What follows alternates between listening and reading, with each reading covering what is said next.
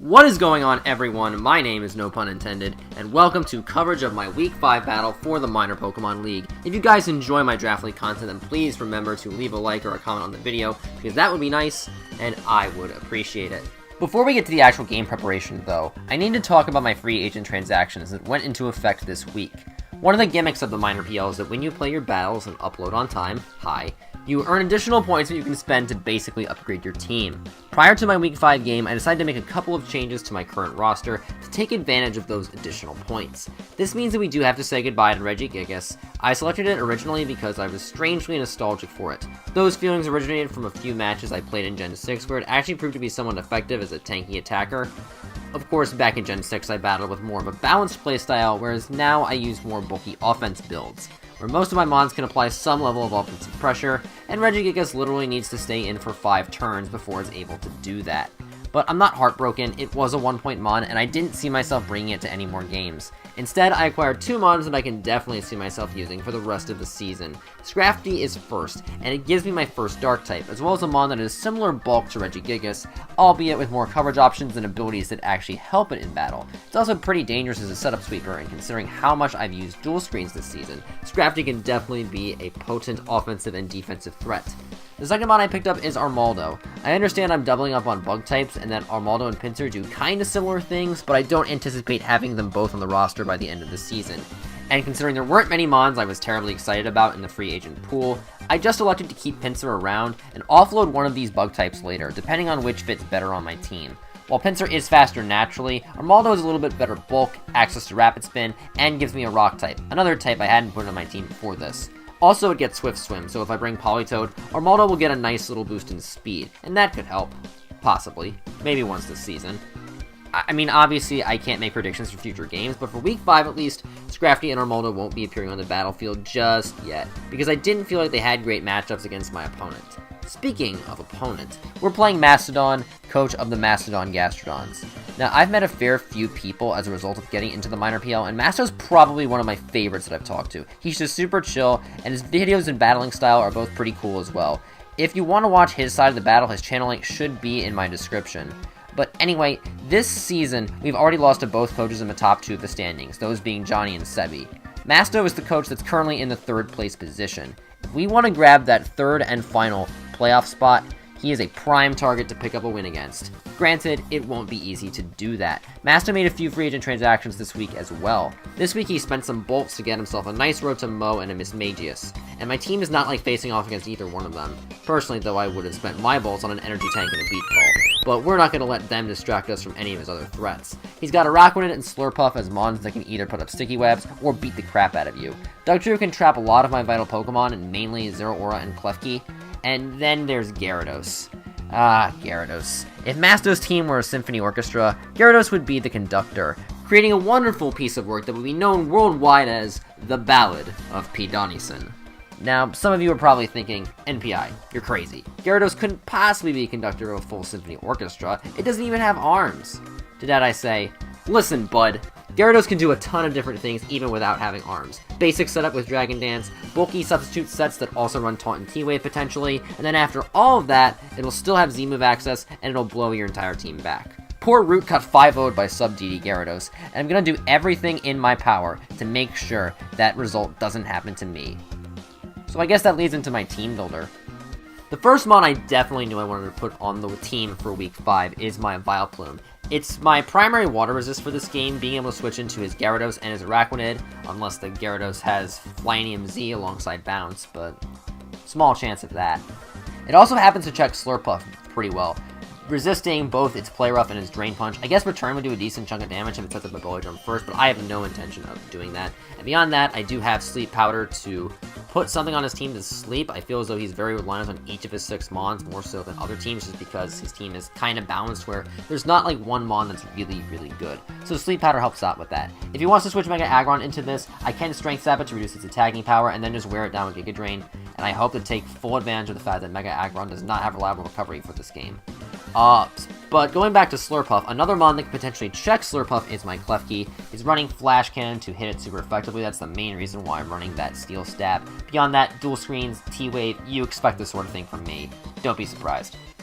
Next up is Keldeo, who's running Life Orb plus 3 stab attacks, Hydro Pump, Scald, and Secret Sword. This is a very conventional sort of Keldeo set. His main water immunity on his team is the Cradilly, but that is weak to fighting, and that's why Secret Sword is on the set. And HP Electric lets me hit Gyarados and Araquanid super effectively, as both those mons resist my stabs. But Keldeo just has such a nice combination of speed and power that I wanted to put it on the team for this week, especially considering that I didn't bring the Rain Core. I wanted at least some water type to be able to hit his Blaziken and his Claydol and other mons like that super effectively. Next up is Noivern. Masto has 2 Sticky Web setters on his team, and Noivern is my best mon to be able to counter Sticky Webs. It gets access to Defog, so it can potentially remove them, and it's not affected by the speed drop since it is a flying type. It can fire off powerful Choice Specs Hurricanes, and Masto's only flying resist on his team is the Mega Aggron, who again, I'm trying to wear down to help out my Sweepers, which are the last 2 mons on my team. I have Dark Pulse as a more accurate move that hits Mismagius super effectively, and then U-turn to give me a nice bit of momentum. And then the last 2 mons I have are my win conditions. They're my Musharna and my Zeraora. Depending on how the match goes, I feel like one of these mons is going to end the game. And if it doesn't end the game, I'm probably just going to lose. Musharna is running Mono Psychic because Masto does not have a Dark type. And because he doesn't have a Dark type, I can feel comfortable running Barrier and Calm Mind as setup moves. A lot of Masto's offense is based around immediate pressure, especially on the physical side. So if I can set up a barrier on a switch into something like Blaziken or Tauros, I should be set to just sweep him. And if I can get dual screens up to help Musharna, that will only worsen his chances. And then we also have Zeraora, who's more of an offensive win condition, running Bulk Up to, again, take advantage of the fact that a lot of Masto's immediate offense are those physical attackers. Running Fire Punch to hit Rotom super effectively, as it 4 times resists my stat Plasma Fists, and then Knock Off lets me remove items and also hits Claydol super effectively. Don't ask me why I'm so obsessed with Claydol. I have no idea myself. Now then, on to the battle itself. Everything that Masto brought, I sort of expected, with the notable exception of Cradilly. I get that it's a water immunity and shuts down my Politoed, Mega Swampert, Rain Core, but it just seems like it allows me a lot of opportunity to set up. I don't know. Regardless, I'm not going to take Masto's team lightly at all. He's shown that he can play, in spite of the fact that a lot of people question his drafting at the start of the season. A few people also question my draft, but I'd say it's held up well so far. But with that being said, it's time for these 2 seemingly underpowered teams to square off, and may the coach that game plans the best win. So I'm going to set up my Noivern here, and it will face off against Masto's Rotom, which is a pretty neutral matchup for Noivern, especially because I see he's holding a Yachi Berry, which means that I definitely outspeed him. I don't have to worry about a potential Choice Scarf, so I can just click U-turn. If he stays in, Vileplume eats up both of his potential stabs, and if he switches, then I will get some initiative. He goes into the Cradilly, and I take this opportunity to bring in my Keldeo and immediately threaten a fighting type move. I'm not worried about the fact that Cradilly is a grass type, and if I force him out before he can set up rocks, that's a huge advantage for me. I did think about Scalding this turn, thinking he'd switch, but I decided to play it safe in Secret Sword, knowing that his Gyarados and Araquanid can switch into either water or fighting type attacks, so if anything he'd go into one of those. However, Masto stays in and his Cradilly eats a Chople Berry. The Secret Sword doesn't do nearly as much damage as I would have liked, and to top it off, I lose half my health because he goes for Seed Bomb. So he clearly made that trade to weaken my Keldeo and put it in range of something else. I'm guessing maybe Banded Araquanid or just Gyarados, so he doesn't have to burn a potential Z move. Either way, it's in my best interest to preserve Keldeo, as it has a higher base speed than any of the mons he chose to bring, so I will swap it out and bring back in my Noivern, anticipating him to either Seed Bomb again or pull the switch. Masto has a similar idea, as Cradilly can potentially wall some members of my team, and he can later set up webs of his Araquanid if he wants to. At least that's my thought process, but I'm safe to just U-turn. I figured Masto would fear a potential Stab Hurricane, but then again, he has no flying resist because he didn't bring the Mega Aggron. And Araquanid at least has decent special bulk, so staying in isn't that crazy of a play. But even if he did stay in with his Spider, I can still bring in my Vileplume, who can easily wrangle it down. It resists his Water Stab, it's immune to the Toxics that he tries to go for in this turn, and I can just Sludge Bomb him repeatedly and eventually snag a Poison.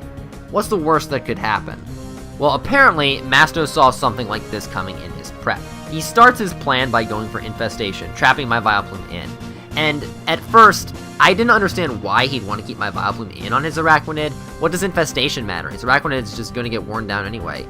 Then he reveals he has Soak, and everything clicks into place. Because not only does he weaken the power of my Sludge Bomb and Giga Drain, not only does he turn Vileplume's Black Sludge into a self-loathing mechanism that deals damage to it, but now he's able to Toxic me too. Even if I get the opportunity to switch out, that Toxic isn't going to go away. Just dang. He used 3/4 of his Araquanid's moveset to basically gimp my Vileplume. That is an impressively thoughtful moveset. and all I can really do about it is just keep battering his Araquanid with my technically not stab attacks. Maybe try to restore some health with Giga Drain to offset the huge residual damage I'm taking. Eventually, though, I will get off a Strength Sap, and that helps things somewhat, especially because it weakens his incoming Cradle's attacking power. But even more importantly, I can finally switch out and go into my Klefki. While Vileplume is toxic, that doesn't mean it's useless. It can still check mons like that Araquanid and the Rotom Mow if I can find a safe time to bring it back out. And now that I've sent in my Klefki, I'm free to get up screens again. First the Reflect, because I want to protect myself from a Cradily onslaught. And on the next turn, Light Screen, to limit how much damage his incoming Mismagius can do. Unfortunately, Master's going to reveal on that turn that Mismagius has Trick on its moveset, and he passes my Klefki a Choice Scarf, meaning that I no longer have the optionality on it to select different moves. This is quite dangerous because the Gastrodons have so many mons with access to setup moves, and if my Klefki chooses the wrong attack to lock itself into, I might just give one of them the means to destroy my team. Now, whenever I choose an attack for Klefki to use, I can't just consider where that choice leaves me for that turn. I also need to think about where that leaves me 2, 3, or 4 turns down the road. But right now, I don't want to worry about that. So as Masto pulls a switch into his Rotom Mow, I will send in my Noivern. I wasn't completely sure he'd try to pull that double, but Noivern wasn't really threatened by Mismagius anyway, now that it no longer outspeeds it. And because I've gone for U-turn twice in a row, I figure Master doesn't believe Noivern to be that troubling for him to contain. It's my job now to destroy that hope for him, by locking myself into a Choice Specs boosted Hurricane that brings the Rotom down to about 25%. That will prove to be helpful, especially since his Rotom shows it's running Defog. This means that the Reflect and Light Screen I set up earlier won't be guarding my team anymore, and I'll have to pull off some magic with Klefki to get them back. But since another Hurricane will finish off Rotom Mow, assuming I don't miss it, Masto decides to preserve his Lawnmower and instead stack his Araquanid. Can't really blame him, as Araquanid doesn't have the health to be able to set up his Soap Toxic strategy again, and it would have allowed my Vileplume to switch in and restore its health, so that would have been a bit of a trade-off. Regardless of that, though, we take the first kill of the game, but that allows Master the opportunity to threaten me out with Slurpuff. I don't know what sort of set Slurpuff is. It could be Calm Mind with elemental coverage, it could be a web-setting Cleric maybe, but that mystery leads me to stay in and force a Hurricane down the Slurpuff's throat. The Hurricane brings it into range where it needs to eat a Citrus Berry, and doesn't have a way to Belly Drum, unless he has Wish on his moveset as well. That's actually very helpful at mitigating the threat that is the Puff. Sure, it can set up a substitute, but not being able to Belly Drum really stinks for Masto. Granted, I had a few potential checks, especially Klefki, but I was worried that if I didn't go for a direct attack, Slurpuff could Belly Drum, and that would put me in an even worse position. Now, if I had missed, I would have been in a very tough spot, but I hit the move I really needed to back there, and since the Puff has been sort of neutralized, I can more confidently bring in the Klefki to break the substitute via a Flash Cannon, as the most damaging attack he can apparently go for is Play Rough. However, knowing that Klefki while Scarfed is sort of risky to play with, I'm gonna change up my plan and allow Vileplume to pick up the kill. And by the way, this is the first time I've gotten Effect Spore to work in 3 leagues that I've used Vileplume. Slurpuff, I certainly hope you have a good night's sleep after that performance. You're probably gonna need it. However, even considering these conditions, it isn't as though Masto won't be able to punish me for sending in my Vileplume here. In fact, quite the opposite, as Masto's gonna bring in the Gyarados. Now it's the moment of truth. I am horrified by what this Pokemon can potentially do. You should never take a Gyarados lightly. Never. So I thought to myself, how can I possibly stop it? How do you stop the aura of Pidonison? So I looked at Vileplume's matchup here to determine whether or not it was worth preserving for later in the game. Masto's last 4 mons are this Gyarados, his Rotom Mow, his Cradily, and his Mismagius. So there aren't really any mons Vileplume has a disadvantage against, and it definitely lines up favorably against specifically Rotom Mow. But it could get blown away if his Mismagius has Nasty Plot, and Cradily can also set up on it. But the loudest prevailing thought in my head is Gyarados. And because of that, I'm going to allow Master to finish off my Vileplume if he so chooses. But of course, and I kept this possibility in the back of my mind by the way, he goes for a substitute. And the fear of that is why I believed I needed to stay in and Sludge Bomb. I'm not letting this Gyarados get off a Dragon Dance without at least weakening it a bit first. Now this does mean that the Toxic is going to weaken my Vileplume, but as long as Gyarados is at a low enough health, I'm fine with exchanging my Vileplume for that damage. But the better news is that he didn't set up a Dragon Dance during any of those turns, which means that I can bring in my Zero Aura and throw off a Plasma Fists, which would be pretty dangerous for Masto's team to stomach if he didn't bring the Cradily. won't stop us from seeing that animation again, and apparently a lot of people who don't have much to say in their Draft League commentaries think that it looks cool. I'm already pretty sick of it. But I figured that Cradily is pretty passive, and because of that, it's probably a good idea to set up bulk ups on it. Shows how narrow-minded I am, because as I set up my first bulk up, he reveals that he has Curse. Now, you saw how much damage the first Plasma Fist did. It's safe to say that Zero Aura isn't gonna kill that Cradily without some help. And I figure that if my physical attackers aren't up to the task, perhaps my special attackers can carry the load and beat down this Cradily. The first contestant to try this is my Noivern. I mean, it is running choice specs, and using a base 110 power stab move in Hurricane, it should have no trouble breaking through. So here comes the Hurricane, and that's not even a 2-hit KO. That's when I begin to get a bit scared. Right here I'm thinking to myself, can I not break through this Cradily? Well, I especially can't if I miss, but basically I have to hope to consistently land my attacks and snag some confusions as well, if Noivern wants to have any chance of knocking this mon out. And I don't trust my luck for that. Plus, if he sets up too many curses, then my options for killing him are even more limited. The good news, however, is that his best move to hit me with is apparently Seed Bomb, but if I can't break past him, there's no point in staying in. Because of that, I switch into my Klefki. Thankfully, I am running Flash Cannon this week, so I can deal consistent damage to that Cradily, and if I can snag a Spadef drop or two, a much more feasible result than a Hurricane Confusion, then I can force him to retreat into something else. But I'm not even going to get that chance, as Masto immediately reveals that he has Earthquake, and that is a vital piece of information for me. Now I know his full moveset: Seed Bomb, Earthquake, Curse, Recover. There's one mon on my team that can beat a Cradily with that set, and that's my Musharna. I can immediately go for Barrier to guard it against boosted attacks, and because I hit his special defense with my Psychic, he has no way to protect himself against Calm Mind boosts. I think Masto got scared of that too, and he does make the right play by bringing in his Mismagius, who I don't have the best candidates to switch into, as Shadow Ball hits everything on my team at least neutrally. But all I'm looking for here is a mon that can take one hit and provide some offensive pressure. So, I go into Noivern. It's able to take one Shadow Ball, and I can go for my Dark Pulse. I know it won't kill Mismagius because it actually has decent natural special bulk, but I just need a bit of damage off on it, and around 70% is just the amount that I need in order to put him in range for most of my other Pokemon to take him out. Because of that, I go into my Zero Aura. Not the greatest plan in the world. I probably should have gone Keldeo, because he didn't have that many switches for Keldeo by comparison. However, I do go for Plasma Fist, and for some reason, he doesn't actually go into the Cradily here. Instead, he just elects to sack Mismagius, which I am very okay with. Because you know what his best answer to my Musharna is?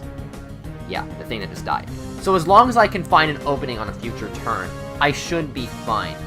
However, his Cradily is still pretty dang healthy, but it's no longer a threat as long as my Musharna is around to keep it in check. This Curse is completely useless, since I can just put up another barrier to counteract his attack boosts. Masto does understand the situation he's in though, and he swaps his Cradily for Rotom Mow. It's at pretty low health and in range of a Psychic, and while I do have an idea as to what kind of set his Rotom is, presumably defensive with a little bit of speed, I don't know his entire moveset, and I don't want to play with the fact that his fourth move could potentially cripple my Musharna. Instead, I go back into Zero Aura, as the Rotom reveals it as Pain Split, knocking me down to 106 HP, and giving him a fair amount of recovery back. This hurts my Zero Aura more than it helps his Rotom though, as I have plenty of options for killing Rotom later on, even at max HP. For now, I do launch off a Fire Punch into the incoming Cradily, and that forces it to recover on the next turn. But this gives me another opening to send in Musharna, and now that I know that he's content to just Pain Split with his Rotom against my Musharna, I feel safe going for Calm Mind. This is where Masto's going to start to sweat, because I'm now at +1 special attack and +1 special defense. This is a very suboptimal situation for his Rotom, because it doesn't really have the ability to contend with this without being Trick Scarf or potentially Toxic, but every impression he's given to me with his Rotom so far suggests to me that he doesn't have either of those moves.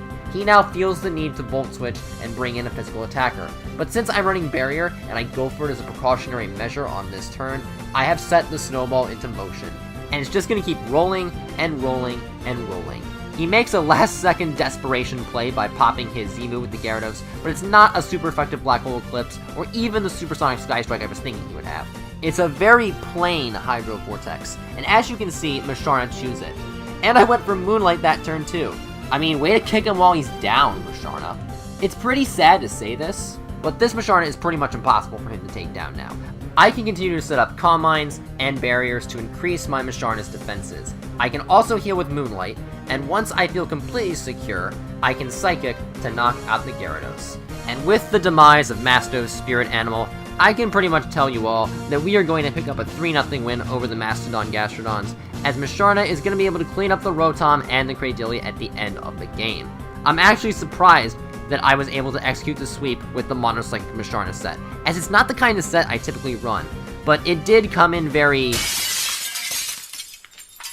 clutch.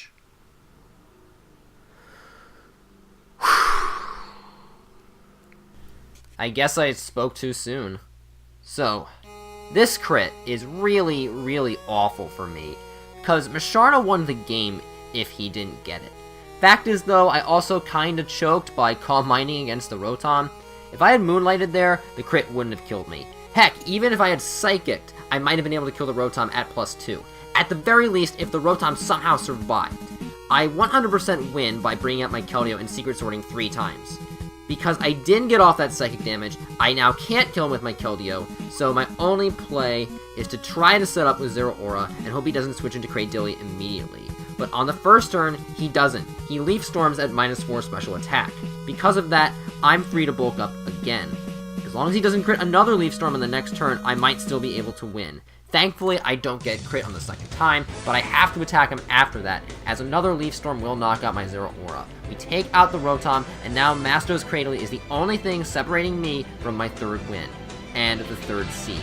So I go for Fire Punch, and does a little over half. He curses immediately. Now I know I can't kill him with another Fire Punch, and if he lives my next attack, he can go for Recover, and I have no counterplay to kill him.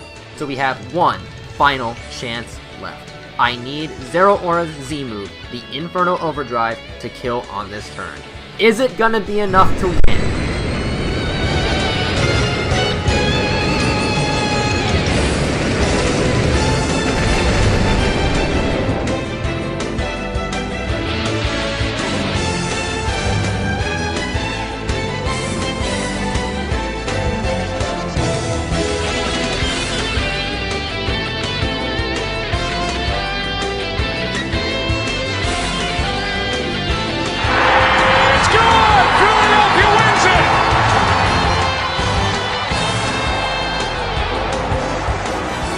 Wow, that was something. Indeed, Rogue. That was, in fact, something. The Philadephia Aegislash, who started the season 0-2, have won 3 straight games and moved to 3rd place in the standings. If the season ended today, we'd be in the playoffs. But it's not over just yet. We cannot afford a letdown. And I don't intend to let myself down. Anyway, I want to thank you so much for watching. If you enjoyed that entire video, then please remember to leave a like or a comment on it. Subscribe to the channel for more of my Draft League content. Check out Masto's channel, link in the description, as well as that of all my other special guests. And until I see you next time, take care.